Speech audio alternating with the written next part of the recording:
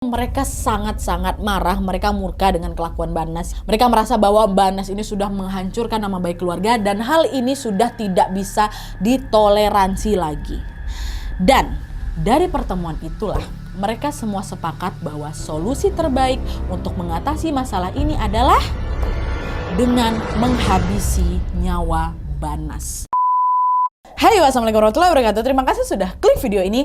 Tanpa terasa tiba-tiba udah malam minggu lagi aja, Wak ya. Dan kalau udah malam minggu seperti biasanya aku bakal nggak bosan-bosannya nemenin kalian untuk menceritakan satu kisah kriminal lagi tentang penghilangan nyawa yang terjadi di Inggris pada tahun 2006 lalu, Wak. Kasus ini menimpa seorang perempuan berusia 20 tahun yang bernama Banas Mahmud. Motif penghilangan nyawa Banas Mahmud ini bisa dibilang cukup berbeda, Wak, dari kasus-kasus biasanya karena pelaku ini melakukan tindakan kriminal tersebut bukan untuk mengejar harta, bukan untuk mengejar warisan, uang asuransi atau semacamnya, tapi pelaku ini dengan tega menghabisi nyawa Banas Mahmud dengan alasan untuk mempertahankan kehormatan keluarga dan juga suku mereka. Dan mirisnya lagi, Wak, pelaku ini merupakan orang-orang terdekatnya Banas. Dan mereka bahkan tidak merasa bersalah atas perbuatannya itu karena hal tersebut dianggap wajar dalam tradisi mereka. Nah, penasaran kan gimana kisah selengkapnya? Jadi tanpa berlama-lama langsung aja kita naik darah bersama-sama. Check it out.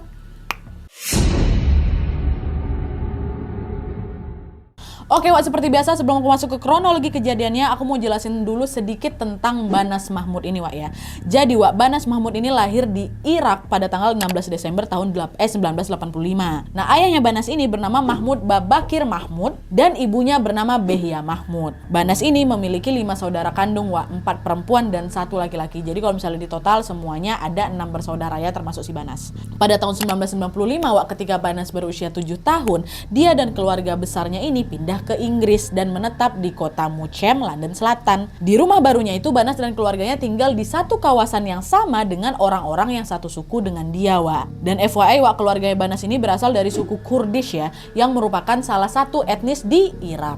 Nah, suku Kurdish ini memiliki satu ciri khas yang sangat menonjol, yaitu apa? Mereka terkenal sebagai orang-orang yang sangat menjunjung tinggi kehormatan. Bagi mereka, Wak, kehormatan ini adalah aspek yang sangat penting dan harus dipertahankan dengan cara apapun. Bahkan nih, Wak ya, demi menjaga kehormatan mereka, anggota komunitas Kurdish ini tidak akan segan-segan menghabisi nyawa orang yang sudah melanggar aturan atau dianggap sudah menyebarkan aib. Udah biasa sama mereka.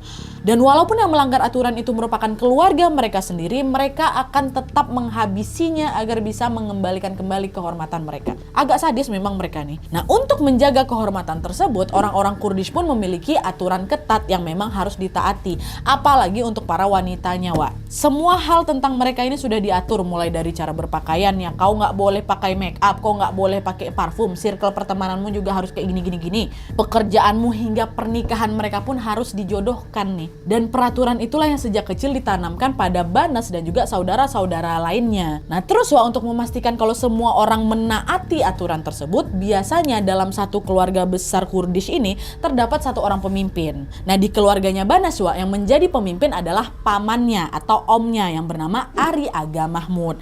Sebenarnya Ari Mahmud ini adalah paman termuda loh, Wak, dari keluarga bapaknya si Banas itu, atau adik bungsu dari Mahmud Babakir. Sedangkan Mahmud Babakir, bapaknya Banas ini adalah anak sulung.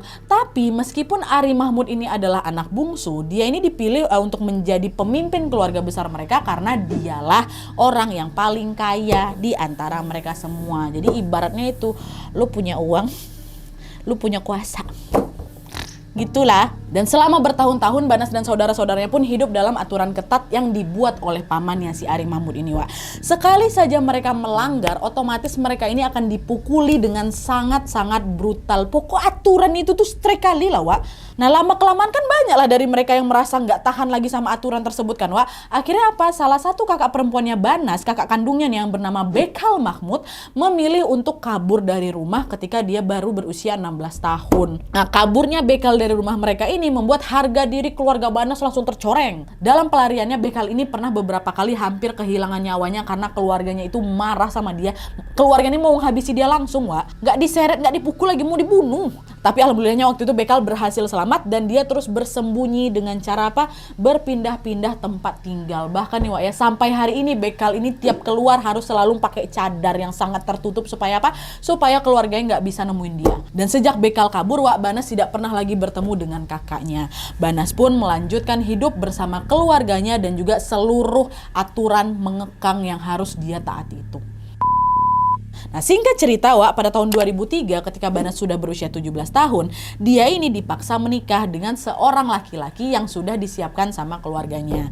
Banas nggak kenal sama laki-laki ini, Wak ya, tapi yang jelas si laki-laki ini berusia 10 tahun lebih tua dari dia dan berasal dari kota Kaladiza, Irak. Laki-laki ini, Wak, buta huruf, dia nggak bisa baca, dia nggak bisa nulis. Banas juga bilang kalau si laki ini adalah orang yang pemikirannya sangat kuno dan sangat kolot. Tapi anehnya pihak keluarga Banas ini suka sama si laki-laki ini, Wak. Alasannya apa? Simple. Karena laki-laki tersebut dikenal sangat taat pada aturan komunitas Kurdish. Jadi nikah kan nggak bisa nolak kok Banas, mohon maaf.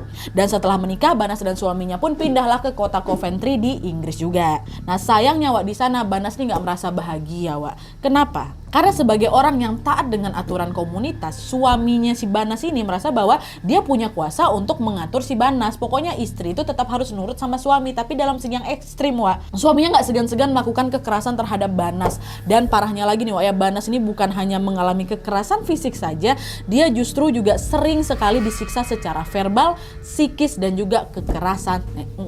Suatu hari pernah nih salah satu kakak perempuannya Banas ini mengetahui tentang kekerasan yang dialami sama adiknya kan. Kakaknya pun melaporlah ke bapaknya, ke Pak Mahmud Babakir tadi tuh, dan meminta bapaknya untuk melakukan sesuatu ya. Nah singkat cerita, Pak Mahmud pun akhirnya mengadakan pertemuan keluarga yang juga dihadiri oleh Banas dan suaminya nih. Nah ketika pihak keluarga bertanya kepada suaminya Banas tentang kekerasan itu, Wak, siapa ini jawab? Si laki-laki ini jawab, Banas nih sering gak ngehargain aku, Pak ya, padahal aku ini suaminya. Dia juga sering nolak melayani aku. Gimana aku gak marah? Aku mukul Banas ini supaya dia bisa belajar taat, Pak, kata si laki-laki ini. Dan setelah mendengar ucapan suaminya Banas, Wak, bisa kalian tebak keluarga Banas ini ngomong apa? Seolah mereka tidak bersimpati dengan kondisi anaknya, mereka bilang apa? Oh gitu, oke. Kami ngerti alasan kau. Ini memang salah kau, Banas. Kau tuh harus berubah sikap. Sekarang ini kau bukan anak-anak lagi. Kau udah jadi istri orang. Kalau kau berani ngebangkang sama lakimu lagi, itu berarti kau sudah mencoreng kehormatan kami. Kau sudah mempermalukan keluarga kita. Jangan kayak gitulah, buat malu aja kau tuh. Itu kata mereka, Wak. Nah karena Banas merasa tidak punya pilihan lain ya, mau tidak mau dia pun akhirnya kembali lagi lah ke suaminya lagi. Ya orang didukung sama keluarganya kok. Dan di momen itu suaminya tahu kalau tidak ada orang yang akan membela Banas kan. Alhasil sesampainya di rumah, perilaku suaminya ini justru makin menjadi-jadi lagi. Hingga akhirnya 2 tahun kemudian di bulan Juli tahun 2005, Banas merasa udah nggak tahan lagi kan. Akhirnya dengan nekat dia pun memutuskan untuk pergi dari rumah mereka dan melaporkan segala kekerasan yang dia alami kemana? Ke kantor polisi. Nah tapi Wak, entah kenapa pada saat itu pihak kepolisian ini tidak menghiraukan sama sekali laporan Banas. Akhirnya apa? Banas pun memilih untuk pulang ke rumah keluarganya yang ada di London dan berkata bahwa aku mau cerai dari suami, aku nggak tahan lagi aku, Pak. Nah setelah dia balik ke rumah, selamat dia. Apa yang terjadi selanjutnya? Masuk. Nah setelah Banas memutuskan untuk meninggalkan suaminya, Wak, tidak lama kemudian Banas ini bertemulah dengan seorang laki-laki bernama Rahmat Sulaini yang juga berasal dari suku Kurdish nih. Awalnya mereka cuma temenan biasa aja, tapi seiring berjalannya waktu mereka merasa nyaman dengan satu sama lain, Wak. Sifatnya Rahmat ini sangat berbanding terbalik dengan suaminya si Banas. Rahmat ini selalu memperlakukan Banas dengan baik hingga akhirnya mereka pun saling jatuh cinta dan mulai menjalani hubungan romantis. Nah keluarga Banas tahu, Wak, tentang hubungan mereka ini dan tentunya mereka sangat tidak setuju. Keluarga Banas ini merasa bahwa Rahmat ini bukanlah orang yang baik. Kenapa? Karena mereka menganggap Rahmat adalah orang yang tidak taat pada aturan komunitas Kurdish. Walaupun dia dari Kurdish. Ayah dan pamannya Banas sangat menentang hubungan mereka sehingga Banas dan Rahmat ini terpaksa lah itu kan harus menjalani hubungan diam-diam atau backstreet gitulah. Dan selain tidak setuju dengan hubungan Banas dan Rahmat, Wak, pihak keluarga ini juga masih merasa marah sama si Banas ini karena Banas berkali-kali mengungkapkan kalau dia mau bercerai dari mantan suaminya, dari suaminya yang kemarin. Dan hal itu atau perceraian itu dianggap sangat mencoreng nama baik keluarga mereka. Oleh karena itu pihak keluarganya pun menjadi semakin ketat lagi dalam mengawasi Banas. Awalnya Banas nggak tahu nih, Wak, kalau keluarganya sedang mengawasi dia, tapi lama-kelamaan Banas tuh merasa seperti ada orang yang selalu ngikutin dia kemanapun dia pergi gitu loh, Wak. Banas bilang kalau orang ngikutin aku tuh kok tampak familiar kali ya. Kayak aku pernah nengok lah dia di salah satu acara keluarga. Kenapa dia selalu ada dekat aku lah, kayak gitulah. iya, tapi Banas nggak kenal loh sama orang itu. Yang ada dia malah ngerasa ketakutan kan waktu tahu ternyata orang itu selalu ngikutin dia. Nah, di tengah rasa ketakutannya itu, Banas pun kembali lagi memutuskan untuk melaporkan hal tersebut ke kantor polisi. Keduanya, tapi sayangnya lagi-lagi polisi tidak menghiraukan laporan Banas. Nggak ada dihirauinnya, Wak. Adalah tuh kan, singkat cerita, sekitar 2 bulan kemudian terjadilah sebuah peristiwa yang tidak pernah Banas bayangkan sebelumnya, Wak. Dimana hari itu dia sama Rahmat kan lagi ketemuan kan. Dan entah gimana ceritanya, tiba-tiba saja ada nih salah satu orang dari komunitas Kurdish yang memergoki mereka sedang berciuman di stasiun. Melihat hal itu, tanpa pikir panjang, si orang ini, si cepu ini pun langsunglah melaporkan Banas ke keluarganya. Dan setelah mendapatkan laporan itu, pihak keluarga langsung marah, langsung naik pitam dong, ngamuk dia. Dan untuk mengatasi hal tersebut, Ari Mahmud, si yang punya kuasanya pamannya si Banas ini, yang menjadi pemimpin di keluarga besar mereka, akhirnya mengadakan sebuah pertemuan keluarga pada tanggal 2 Desember tahun 2005, Wak. Dan pertemuan tersebut dilakukan tanpa sepengetahuan Banas dan hanya dihadiri oleh keluarga mereka yang laki-laki aja. Dalam pertemuan itu mereka sangat-sangat marah, mereka murka dengan kelakuan Banas yang cipuan di stasiun itu. Mereka merasa bahwa Banas ini sudah menghancurkan nama baik keluarga dan hal ini sudah tidak bisa ditoleransi lagi. Dan dari pertemuan itulah mereka semua sepakat bahwa solusi terbaik untuk mengatasi masalah ini adalah dengan menghabisi nyawa Banas. Dah lah, kita habisin aja deh. Dan betulan, Wak, tanpa menunggu waktu yang lama nih, mereka pun segera langsung menyusun rencana penghilangan nyawa tersebut untuk merealisasikannya. Gini, bagusnya kayak gini. Oh, langsung meeting itu bersama-sama. Yang hadir siapa? Pamannya, bapaknya ada, abangnya ikut di sana semua, Wak. Dan setelah pertemuan tersebut selesai, Ari Mahmud pun menelpon mamanya Banas, ibunya Banas yang ada di rumah untuk menyampaikan rencana atau hasil dari pertemuan mereka itu. Tapi tanpa mereka sadari, Banas ternyata juga mendengar percakapan itu, Wak. Jadi ternyata di rumahnya Banas ini ada 2 telepon, satu di dapur, satu lagi di ruang tamu. Nah, kebetulan ibunya Banas ini mengangkat telepon dari pamannya yang ada di ruang tamu. Dan Banas pun ikut-ikutan juga, Wak, ngangkat telepon yang ada di dapur. Nah, karena kedua telepon ini terhubung, Wak, maka otomatis Banas ini bisa mendengar dengan jelas apa yang disampaikan oleh paman dan ibunya dalam percakapan yang disampaikan itu kan. Dan di saat itu betapa sedihnya dia, betapa terkejutnya Banas ketika dia mengetahui bahwa ternyata keluarga besarnya telah membuat rencana untuk menghabisi nyawanya dia. Kayak mana perasaan dia waktu itu, Wak, ya. Dan untuk berjaga-jaga ketika mendengar telepon itu, Wak, Banas akhirnya mencatat tuh semua percakapan antara ibu dan pamannya itu di selembar kertas. Nanti bakal kayak gini, nanti dia bakal dibuang. Wah, dicatat itu semua. Nah, terus 2 hari kemudian Banas pergi lagi, Wak, ke kantor polisi untuk melaporkan bahwa bapak saya mau dibunuh sama keluarga saya sendiri. Ini udah ketiga kalinya si Banas ini lapor ke polisi kan, Wak, ya. Tapi kalian tahu entah kenapa, ya Allah, lagi-lagi polisi tidak merespon laporan Banas. Nggak mau mereka menindaklanjuti, Wak. Dan meskipun laporannya tidak digubris, Wak, Banas nggak nyerah gitu aja. Sekitar 2 minggu kemudian lah Banas pun memutuskan untuk mengirimkan kertas catatan yang berisi percakapan telepon antara mama sama pamannya itu ke kantor polisi. Dia nggak laporin, dia kirim aja nih catatan ini. Dan di kertas tersebut tertulis nih, Wak, siapa-siapa saja yang nantinya akan terlibat dalam rencana jahat itu. Tapi, Wak, dalam catatan itu beberapa nama tuh hanya ditulis dengan angka aja. Jadi misalnya orang 1, orang 2, orang 3. Sedangkan nama yang dicatat lengkap adalah nama bapaknya sama nama pamannya, Mahmud Babakir sama Ari Mahmud. Tapi, Wak, lagi-lagi meskipun catatan tersebut telah merangkum dengan rinci mengenai rencana jahat keluarganya terhadap Banas, ternyata hal itu tetap tidak membuat polisi mau memberikan perlindungan kepada Banas. Kesal kali aku nengok. Astagfirullahaladzim. Apa rasis apa orang itu ya? Mungkin karena mereka nggak percaya, masa sih keluarga besar kau membunuh kau? Nggak mungkin, itu kan sesuatu hal yang tidak wajar kan, Wak. Nah, karena polisi tidak juga bergerak untuk menangani masalah ini, Banas pun diliputi oleh rasa was-was setiap hari, Wak.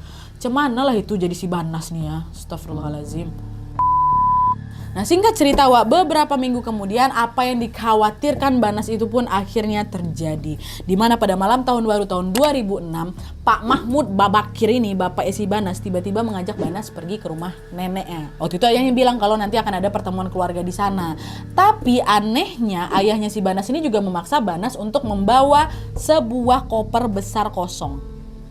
Bawa tuh koper kau yang besar. Dan selain itu juga Wak, sebelum berangkat ayahnya juga memaksa Banas untuk meminum beberapa botol brandy, minuman beralkohol, sehingga membuat apa? Banas mabuk lah. Aku bilang menjunjung tinggi harkat martabat keluarga, aku suruhan aku mabuk. Apa sih babakir nih? Tapi udahlah ya, sesampainya di rumah nenek, Banas sudah dalam kondisi yang teler Wak. Nah ayahnya pun meminta Banas untuk duduk di sofa menghadap ke TV. Dan pada saat itu ayahnya melarang Banas untuk menengok ke belakang. Kau nonton TV aja ya, tapi jangan nengok ke belakang ya. Ingat kata bapak katanya. Dan larangan itu malah membuat si Banas jadi curiga lah, sekaligus juga penasaran. Kenapa bapakku nggak bolehin aku tengok ke belakang nih? Dan tanpa sepengetahuan ayahnya Wak, Banas pun nengok lah betulan ke belakang. Dan ternyata kalian tahu apa yang ditengok sama si Banas? Pada saat itu dia melihat ayahnya sedang mengenakan sepatu olahraga dan sarung tangan karet berwarna biru. Banas ngerasa janggal lah sama hal itu kan. Ngapain bapakku kayak gini? Dan di momen itulah akhirnya Banas sadar bahwa malam ini akan menjadi malam eksekusi aku. Aku bakal dihabisi sama keluargaku sendiri nih, kata si Banas. Nah sadar kalau dirinya ini dalam bahaya Wak, Banas pun langsung mencari cara agar bisa kabur dari rumah neneknya. Dan ketika ayahnya sedang pergi dari ruangan tersebut, Banas pun langsung berlari keluar melalui pintu belakang rumah. Pada saat itu Banas sempat Wak berlari ke rumah tetangga, dan dia juga sempat memecahkan kaca jendela tetangganya menggunakan tangannya, niat yang mau minta tolong. Tapi sayangnya tidak seorang pun datang menolong si Banas ini. Banas yang ketakutan pun akhirnya memilih untuk memanjat pagar dan kabur ke jalan raya.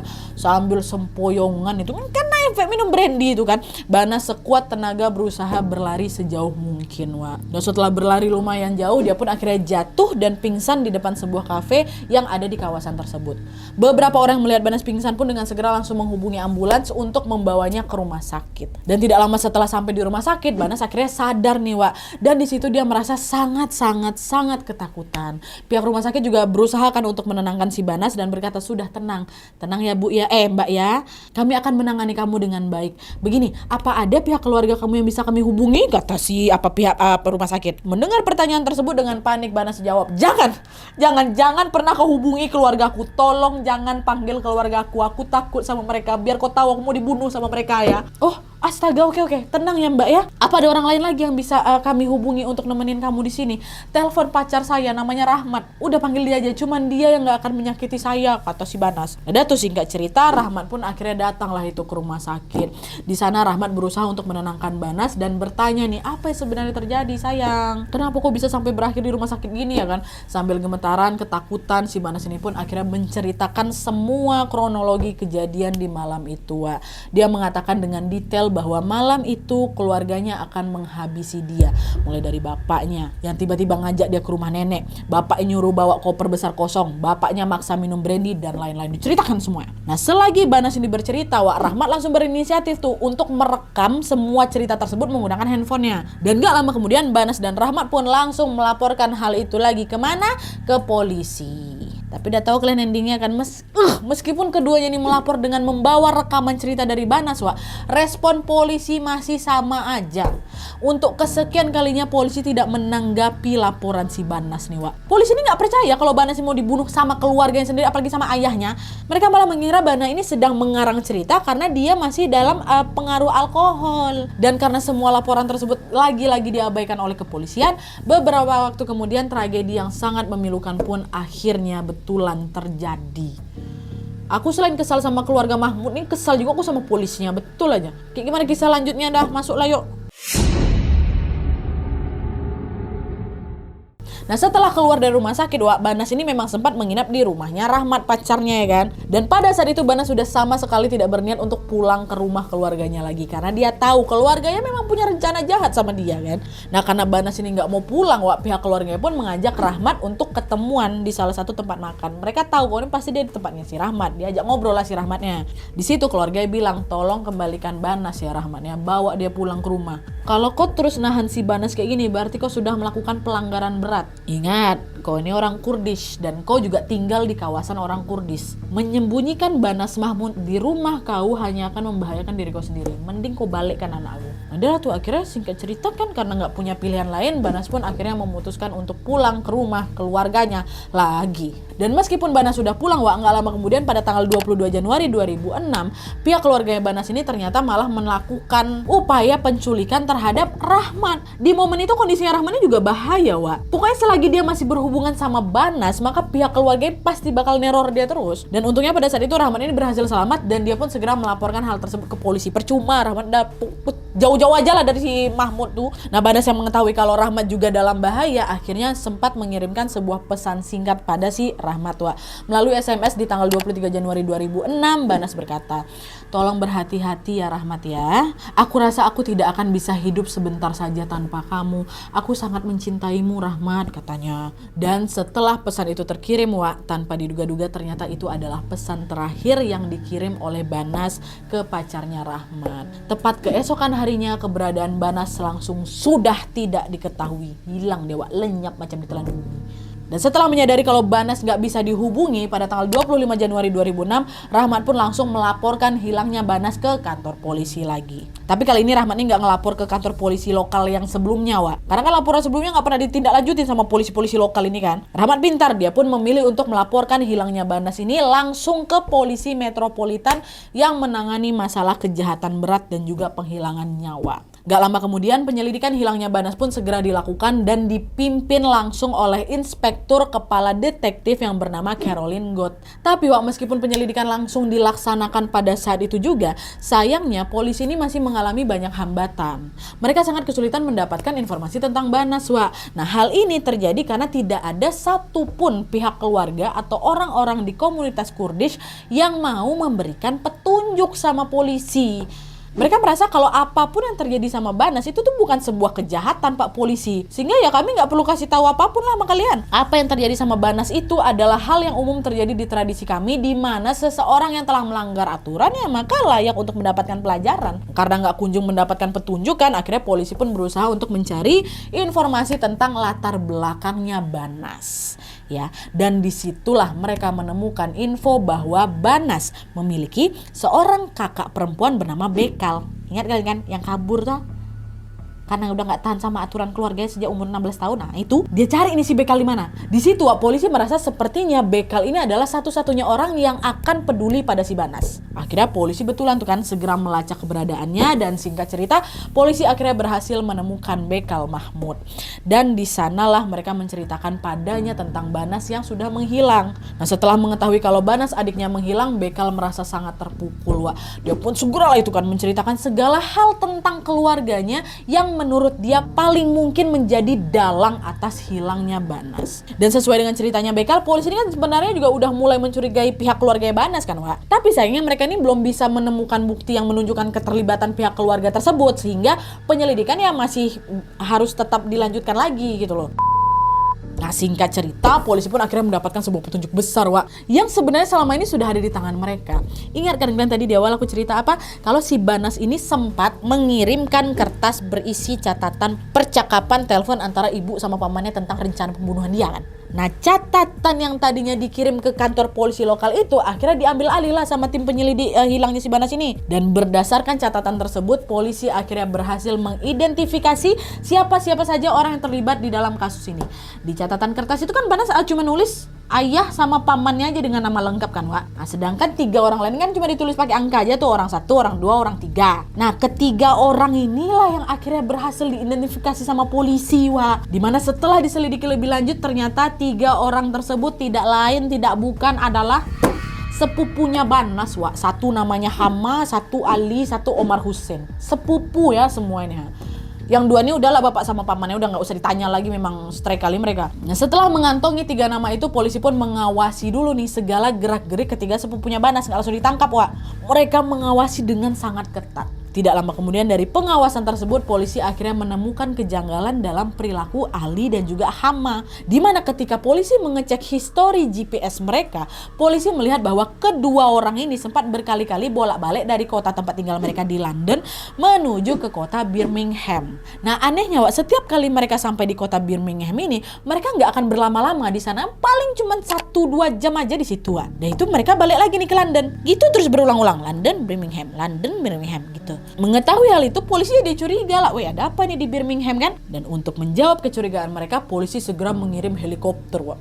Helikopter ke titik yang menjadi tujuan Ali sama Hama di sana. Dan ternyata tujuan Ali dan Hama di kota tersebut adalah ke sebuah rumah yang memiliki teras belakang yang sangat luas. Dari atas helikopter tersebut, polisi melihat bahwa kondisi rumah dan halaman belakang itu sangat berantakan. Bahkan nih Wak ya, di halaman belakang rumah itu tampak sebuah freezer besar yang ditinggalkan gitu aja. Hal itu langsung buat polisi curiga kan, oh ada apa ini? Dan mereka pun langsunglah melakukan penggeledahan di rumah tersebut dan juga halaman itu.